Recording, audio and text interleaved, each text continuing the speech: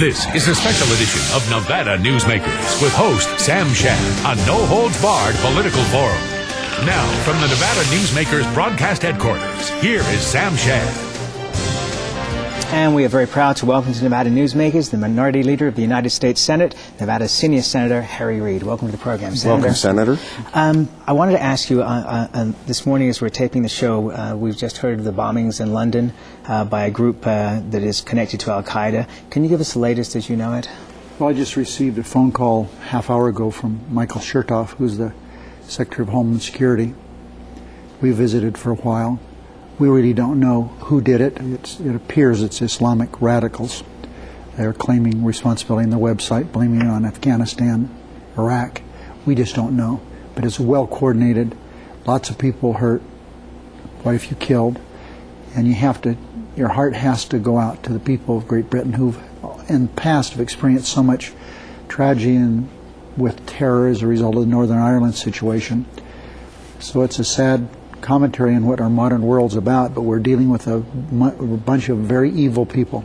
Have we ramped up security in this country? I noticed at San Francisco airport. Chertoff just indicated that he was going to do that, and I think as we speak he's making a presentation doing just that. Okay, let's take a break and then we come back and we have lots more with the Minority Leader right here on Nevada Newsmakers. Nevada Newsmakers, brought to you in part by the Tahoe Reno Industrial Center, the world's largest industrial park, the resort at Red Hawk, and the Peppermill family of casinos. High-tech companies demand perfect world amenities. They require clean, reliable power, state-of-the-art fiber optic communications, and clean water sources. In a perfect world, companies would have immediate access to rail and interstate freeways. There would be 4-lane expressways that shorten shipping times and provide convenient commute routes for valued employees. Well, the future is now, and it's here. Welcome to the Tahoe Reno Industrial Center, the largest industrial park in the world, building economic prosperity for Nevadans. When making your decision as where to play golf, consider the resort at Red Hawk. You know you have made the right choice the moment you arrive. The friendly staff welcomes you to our award-winning pro shop.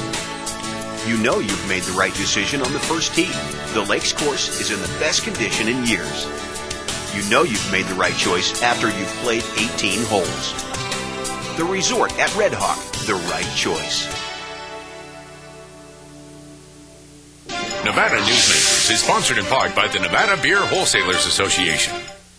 As an employer, did you know you can be held liable for negligent hiring? A background screening by Employer Links can uncover criminal records, like alcohol and drug convictions. It can verify the applicant's education, driving records, and professional licenses. Employer Links can check civil records, registered sex offender records, and Social Security fraud. Hiring the right person shouldn't be a gamble. Call Employer Links. Employer Links, protecting your investment. I tell you, John, this industry has really changed. Tell me about it. You seem to do pretty well last year. What's your secret? No secrets. Although I'll tell you something. The smartest thing I did was sign up with Pro Group Management. Really? They do workers' comp, right? Yeah, their services are great. And get this, they saved me 30%. I've heard they saved others 50%. That works for me. Pro Group Management. Finally, workers' comp that works for you. And now, back to Nevada Newsmakers with Sam Shad. And with us is United States Senator Reid. Senator, yesterday when we spoke about that you apologized to President Bush for calling him a loser before a group of school children in Las Vegas. But you said he wasn't a loser, but he's still a liar. Could you explain that to our audience? I was speaking to a high school government class, and I thought that I went a little too far in calling him a loser. So I immediately called him and Karl Rove and apologized within a few minutes, and they were gracious. The president was very nice about my comment. You have to go back to the nuclear waste battle that we've been having for so many years. To talk about his mistruths that he's told you. So 4 years ago, when he was running for president, 4.5 years ago, 5 years ago now, he realized he was in trouble. Gore was ahead in Nevada, and it was on the nuclear waste issue. So he came on, and they ran ads, and he issued statements. He never showed up, but he never came to the state. But he said that he would only allow nuclear waste to come here with, and there's a little short pause there, with good science. Well, I accept that. But he didn't wait for good science. We begged him. There were more than 200 reports out, scientific reports that had not been completed. We said, wait. And within literal weeks of his becoming president, he jammed it through. And I said there that he misled the people of the state of Nevada, didn't tell us the truth, and that he lied to us. You go forward 4 years or so, when we were in what I think was the most significant battle I've been in since I've been in government, and that is the constitutional battle regarding judges and the nuclear option. In a breakfast meeting I had with him, I said, I think you should get involved in this. You could alleviate some of the fears that people have. It's an issue we should take away from the American public and get past it. He said, I'm not going to get involved in it. It's the Senate's problem, not mine. Well, within days, he had the Vice President giving a speech, Karl Rove giving a speech, and he giving a speech on the merits of the nuclear option. He, with the 4 other leaders of this Congress, didn't tell me the truth. And I called him what I thought said he misled me, and I thought he lied about it. I don't apologize for that. I don't apologize for calling the Greenspan, the Federal Reserve Chairman, a political hack, because he is. He's he's just like J. Edgar Hoover. Whoever is in the administration, he kowtows to them. He is not somebody that's been good for this country. I don't care what anyone says. And as far as I'm concerned, I know what a political hack is, and he fits that to a T. I've not voted for him. I think he's bad for the country. And if I were asked the same question, I'd give the same answer. Very interesting. Let's move to the Supreme Court. You recommended to the President 3 members of the Senate, one from Florida, one from Ohio, and one from Idaho, as people that would be acceptable to you. Why do you want to see a senator rather than somebody coming up through the judicial branch? 14 times in the history of this country, presidents have chosen United States senators, and they've turned out, with no exception, to be very, very good justices. On 8 occasions, presidents have chosen retired senators. They've turned out fine. I had lunch with members of the Supreme Court just a few days ago, and they said they thought it would be a good idea to bring someone on the court who had no judicial experience. That's not me. That is a member of the members of the Supreme Court. Now, the people that I mentioned, for example, well, anyway, they're Mel Martinez, Mike DeWine, and Mike Crapo of Idaho. And it seems to me they fit the bill perfectly. It almost seems like Sandra Day O'Connor has joined the Democratic Party with all the praise that she's been given, and the response from the Democrats that they would like to see somebody of her mold to the Supreme Court. Sandra Day O'Connor is an interesting woman. She was a state legislator. She was a good liar. Stanford, she graduated 2nd or 3rd in her class, even though there weren't many women at the time. She had trouble getting a job.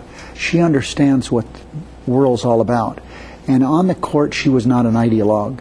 She did something that I think judges should do, follow the law. She believed in precedent. I thought she did an excellent job. She was a swing vote on many different issues. She didn't always vote the way that I would have, but she's there, and I've gotten to know her over the years. She's a Westerner. She has kind of that Western spirit. I liked her a lot.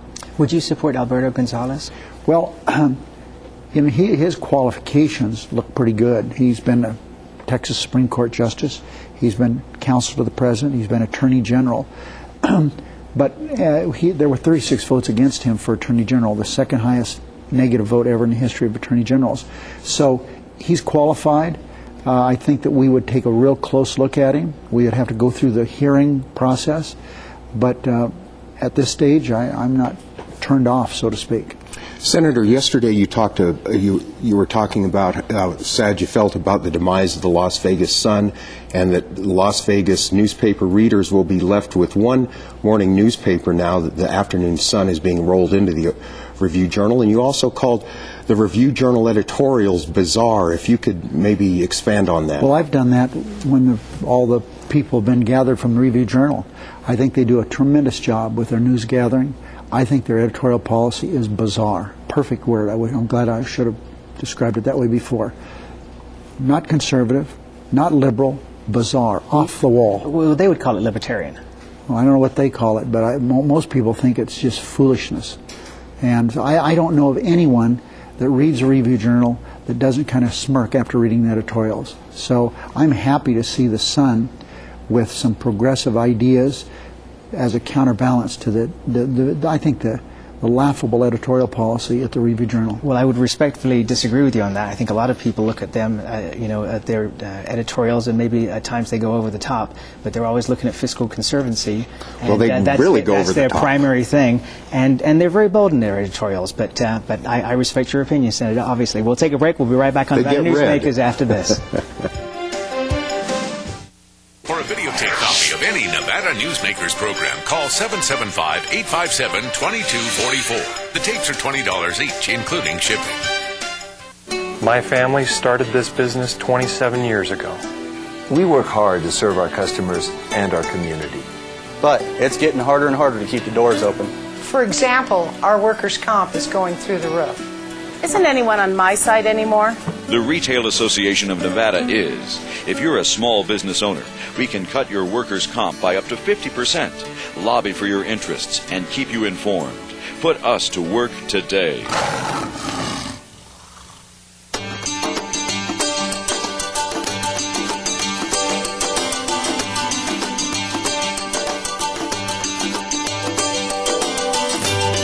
Many of the materials we rely on every day come from the ground, and modern mining technology brings them to us cleaner and safer than ever before. To learn more about America's natural resources, visit nma.org, the National Mining Association.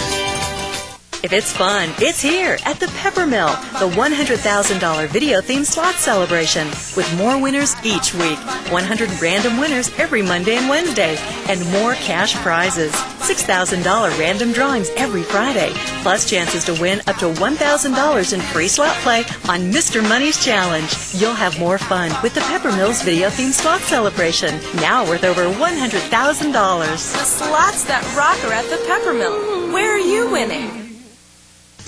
Your best value in sight is here for you to see. From frames to lenses to eye exams, you're covered A to Z.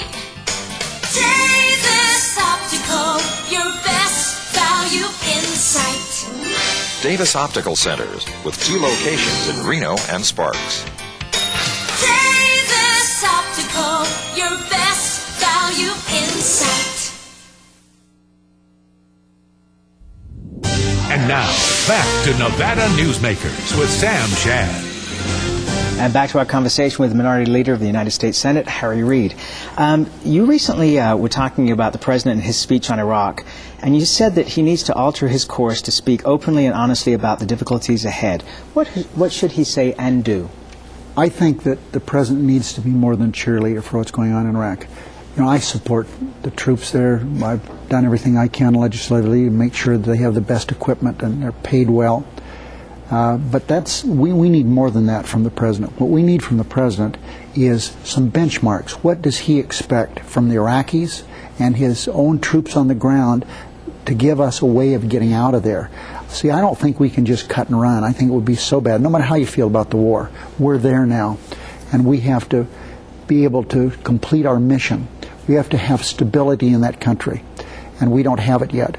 And the President has to give us some benchmarks that we can work toward. He has not done that. I don't know why.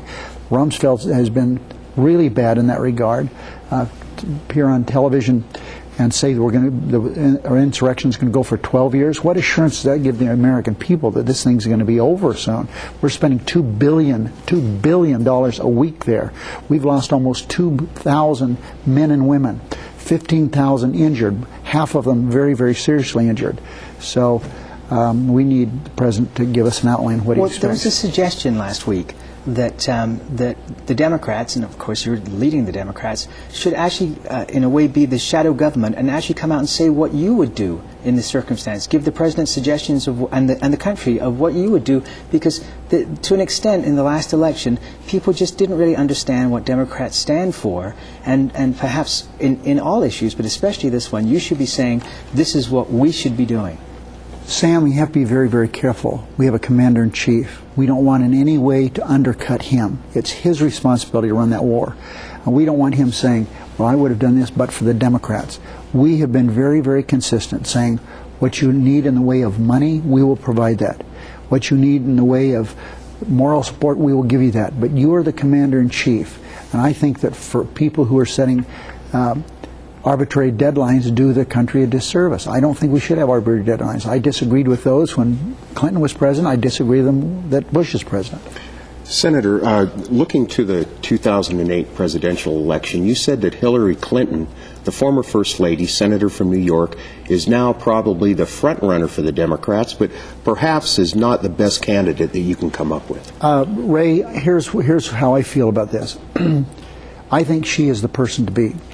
Now, I personally am not going to judge whether or not she's the best candidate or not. She's a friend of mine. I think the world of her. She's a brilliant woman. She is one of the best legislators I've ever dealt with. Mm-hmm. She's the New York delegation. Her and Schumer, they show you how smart they are. Chuck Schumer got a perfect score in the SAT and a perfect score in the LSAT. For those people out here who have taken those tests, that's some task, some chore. Rarely does it happen. It happened twice, and she's just as smart as he is. So I'm not saying that she isn't the best candidate. I'm saying that some have said that she's not the best candidate. We'll have to wait and see how this shakes out. Do you think she might be too polarizing of a personality to win the election? That's what they've said about her always. They said, how could somebody from Arkansas move to New York and within months be running for the United States Senate? She did it. She won. She had everything against her, including her husband, who didn't have the best reputation in the world at that time. She overcame it all. She's always... people can't undersell this woman. She is really good. Let me change topics on you, Senator. Yesterday, Judith Miller of the New York Times was put in jail because she refused to reveal confidential sources for a story that she didn't write concerning the outing of CIA operative Valerie Plame. 49 states, including Nevada, have a shield law for reporters. Isn't it about time that we had a shield law that is a federal shield law, and doesn't it need to have the kind of speed that the Terry Schiavo case took with Congress to get Judith Miller out of jail? Well, Sam, I know how journalists feel so personally involved as they should. This is a situation that involves the security of this country. What we have here is someone within the administration leaked to reporters a agent's name. What does that mean? A spy. One of our spies, they leaked that name. And this person, not only her cover is blown, but as a result of that, people she had contacts with, both foreign and domestic, were subject to being killed. So, I believe in protecting sources. I'm the one that introduced the law in the state of Nevada. As we learned yesterday, I was the attorney for the Sun newspaper, and I was asked by the owners of that newspaper to introduce a law dealing with libel and slander, and I did that with defamation. So I believe in protecting journalists, but we should not rush into this.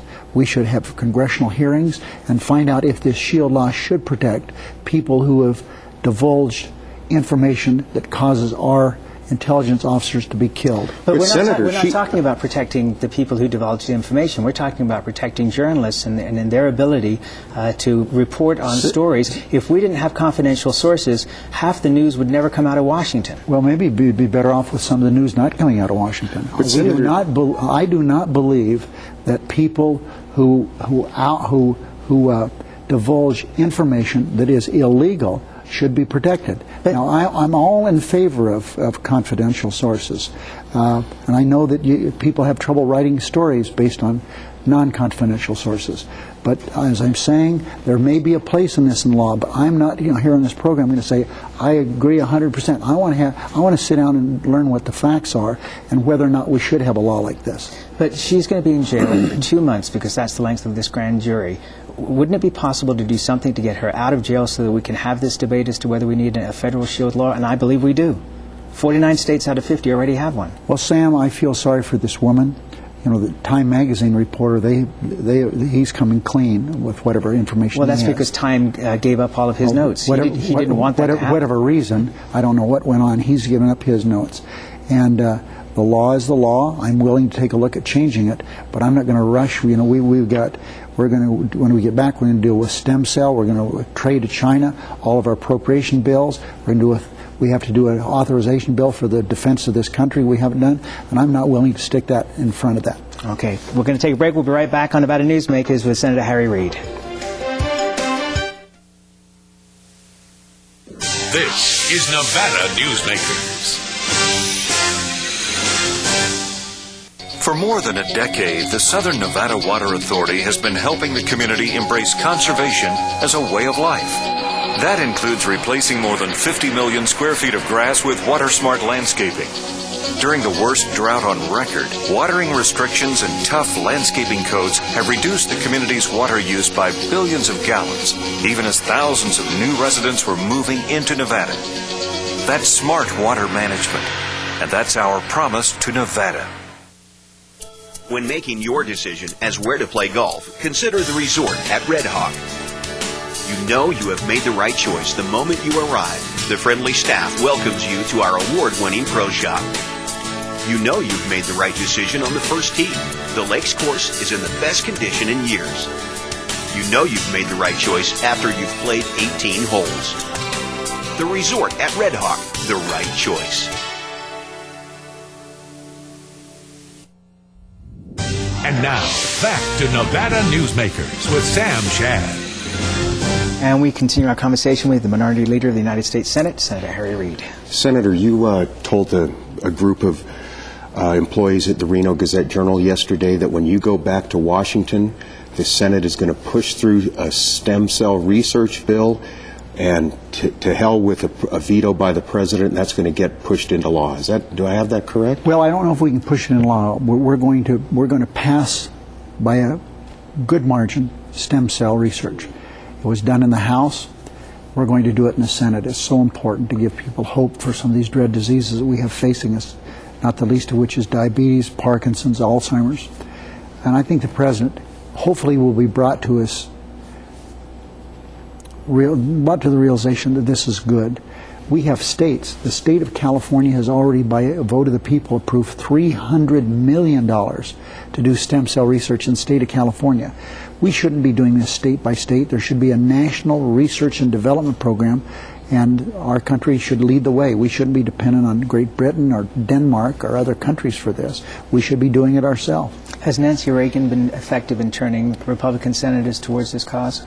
She has been a big help. Her health doesn't permit her to do as much as I'm sure she would like to do, but she realizes, having spent those many years with her husband, who was so sick, that this is the hope of the future. There's a Senate energy bill that's now gone to conference committee that contains language, I understand, that would negate the Enron contracts with Nevada Power, which means that they wouldn't owe the $330 million. What are the chances of that surviving the conference committee? I think pretty good. Bingaman and By the way, Walt Higgins just broke into applause right there. Bingaman, Domenici. I would like to take full credit for this, but Senator Ensign worked very hard on this. He's on the committee. We also have a real ally and a senator from Washington, Maria Cantwell. They did work so hard on this. Well, they had also been struck so hard. That's right. So I feel pretty comfortable that we're going to be able to hang on to that in conference. Fairness, justifies that. Senator, you also said that you expect President Bush to give John Bolton a recess appointment as the ambassador to the UN. If he goes to the UN, especially with his lack of style, with no Senate appointment, what does that do to our UN ambassador? Well, your viewers should understand it. Here's a man who we did not approve. He was held up, and we didn't have a vote on him. He was held up by virtue of they were unable to invoke cloture. Why? Keep in mind Negroponte, who was ambassador to the United Nations, and of course Jack Danforth, who was ambassador to the United Nations. We approved them unanimously. Mm-hmm. We think they were great. So we're not opposed to having people go to the United Nations that's selected by President Bush. We've proven that. But this guy he chases people down halls, throwing papers at them. He lies to people about their loyalty to this country, tries to affect them with their jobs. He is. We're trying to get information as to how many people he requested to find out what they were doing. Spying on them. Yeah, for spying on them and getting information from our spies about our spies. I just think he's a wrong guy for the job, and sending him to the United Nations, he can't get approved by the Senate. Doesn't give him much stature, I wouldn't think. With a gang of 14 taking the nuclear option off the table in the Senate, did John McCain become the de facto leader of the Republicans in the Senate? Well, John McCain is a lot of things, but he's not the leader of the Republicans. He sure seems like it, though. No, John is more of a friend of the Democrats. I think he gets under the skin of the Republicans. I have great admiration and respect for John McCain. He is truly an independent person. He's not always on my side, but I respect him a great deal. He and I we came to the House together because the state of Arizona has more people in it than Nevada. He's one ahead of me in seniority, but he's not the leader of the Republicans. That gang of 14 are the Democrats. They had my support, and I helped them all the way and helped choreograph what happened with Democrats, but not with the Republicans. Every one of those 7 are people, I believe, of courage and strength. They could see that the country was on the brink of changing forever, and they stopped that. And McCain was there from the beginning. He was the first one that came to me and talked to me about some ideas he had how we could prevent this. Will he be with you, and will they be with you during the Supreme Court nominations? Well, I think whoever the president selects, I think the Republicans will go for, unless it's somebody that's off the wall. I don't think there's any danger of those 7 not supporting the presidential pick. Senator, Reno Mayor Bob Cashel is contemplating a move to run for governor of Nevada. He ran Republicans for Harry Reid in your last campaign. Do you think by crossing over party lines like that, supporting a Democrat, that would hurt him in a Republican primary? We have about 20 seconds. I don't think so. I think people know Bob Cashel. He's an independent guy, always has been. Everyone knows he's been my friend for 35 years. I care a great deal about him. He cares about me. Friendship is more important to politics. That's the way it should be. And we'll be right back on Nevada Newsmakers. Nevada Newsmakers, brought to you in part by the Tahoe Reno Industrial Center, the world's largest industrial park, the resort at Red Hawk, and the Peppermill family of casinos. Here at the Tahoe Reno Industrial Center, water resources come from fresh, clean groundwater, approved by state permits. The water is pumped from wells to million-gallon storage tanks and then distributed to TRI companies. Another amenity is our investment in a state-of-the-art wastewater treatment plant. This disposal system converts waste to clean water for industrial applications. Welcome to the Tahoe Reno Industrial Center, the largest industrial park in the world, building economic prosperity for Nevada. South Reno's hotspot for food, fun, and friends is the Tamarack Junction. Enjoy great food 24 hours a day in the Dining Car Restaurant. For a quick bite and the best sandwiches in town, it's the Whistle Stop Deli. And for the best appetizers and menu selections and a large variety of cocktails, beers, and martinis, it's Sully's Sports Bar, Grill, and Nightclub. The Tamarack Junction is your junction for fun. South Virginia and Amati Ranch Parkway. And back on Nevada Newsmakers, we just want to say thank you to United States Senator Harry Reid for being here. Ray, just cannot stop asking questions. Always a pleasure to have you here, Senator. Thanks so much. And we'll be right back next week with lots more great shows here on Nevada Newsmakers. Join us then.